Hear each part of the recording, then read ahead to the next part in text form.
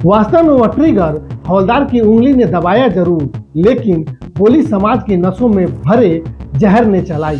तुम बिहारी हो, यहाँ से चले जाओ। इस माहौल ने उसे यह भरोसा दिया कि बिहारी कहना एक इंसान को छोटा करने का लाइसेंस है। सत्ता चुप है, बयानवीर चुप है और समाज चुप है, क्योंकि अगर बात बढ़ी तो सरकारों की छवि पर दाग लगेगा। दिल्ली के द्वारका जिले के जाफरपुर कला में बिहार के खगड़िया जिला निवासी पांडव कुमार की हत्या सिर्फ एक खबर नहीं है, यह हमारे समाज के चेहरे पर पड़ा एक ऐसा तमाचा है जिसकी गूंज हम सुनना नहीं चाहते। एक 23 साल का लड़का जो अपने सपनों की डिलीवरी कर रहा था, अपने घर से हजारों किलोमीटर दूर उसे इसलिए गोली मार दी जाती है क्योंकि वह बिहारी था। यह हत्या नहीं बल्कि यह सड़ रहे सोच की गंध है। वास्तव में वह ट्रिगर हवलदार की उंगली ने दबाया जरूर, लेकिन गोली समाज की नसों में भरे जहर ने चलाई।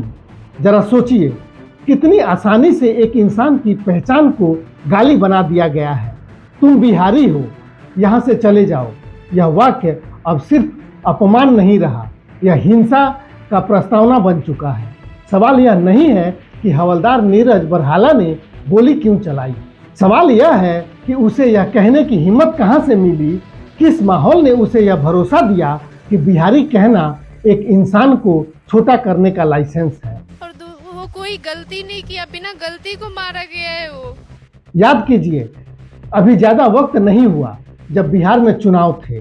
मंचों पर बिहारी अस्मिता का शंखनाद हो रहा था, मजदूरों के पलायन पर आंसू बहाए जा रहे थे, बिहार का गौरव गीतों में गाया जा रहा था, प्रधानमंत्री गमछा हिला रहे थे, अन्य नेता बिहारी स्वाभिमान का झंडा उठाए घूम रहे थे। तब बिहारी होना गौरव था, ऊँट था और भावनाओं का बाजार था। और आज वही बिहारी जो देश की अर्थव्यवस्था का अनदेखा इंजन है, सड़कों पर अपमानित है, गोलियों का निशाना है। न कोई बड़ी बहस, न कोई तीखी प्रतिक्रिया, न कोई राष्ट्रीय शर्म। क्यों? क्योंकि अब चुनाव नहीं है, क्योंकि अब बिहारी अस्मिता से ऊँट नहीं निकलने वाला है। जरा सोचिए, यह कैसी विडंबना है।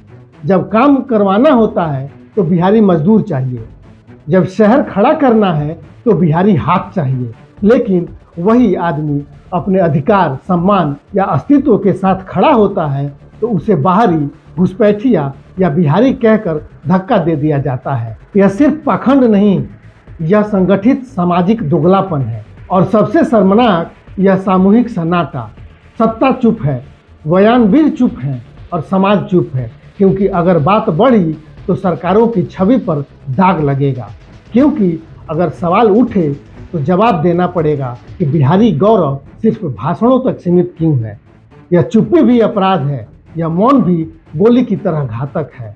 पांडव कुमार की मौत हमें झकझोरनी चाहिए थी, हमें मजबूर करना चाहिए था कि हम अपने भीतर झांकें कि हम किस तरह का समाज बना रहे हैं, जहां पहचान, मेहनत और इंसानियत से बड़ी हो चुकी है घृणा, जहां मानवता और सहयोग से बड़ी हो गई है क्षेत्रीयता, जाति, धर्म और बोली।